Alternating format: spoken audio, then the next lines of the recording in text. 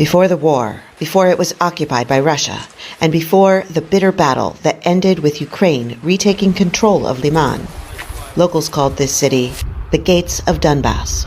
It was an export hub for regional commodities like coal, sand, and salt. Now it is bombed weekly. Residents say they often don't bother trying to make home repairs because the violence never ceases. Lida, 85, shows us what's left of her top-floor apartment after it was hit by bombs. This is my apartment. There's nothing left. Fire destroyed everything. The fire took it all. I would not have believed if I didn't see it.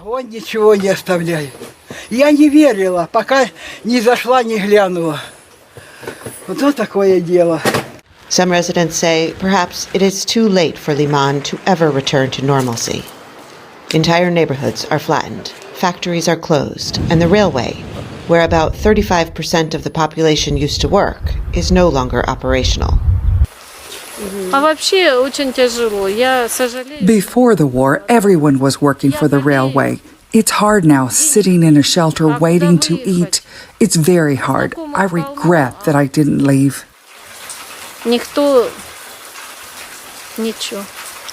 About 15 kilometers from Lyman and only a few kilometers from the front lines is the village of Torska, which is almost entirely abandoned.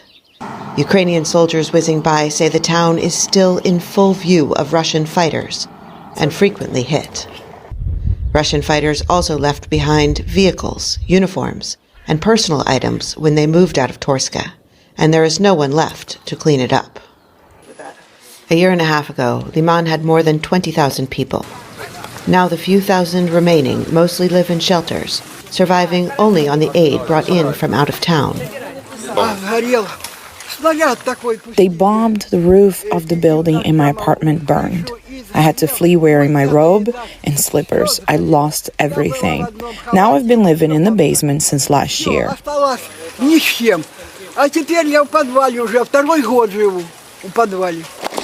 Ukraine is expected to launch a massive counteroffensive this spring, and Russia has built up defenses on the borders of the territories it now occupies inside Ukraine.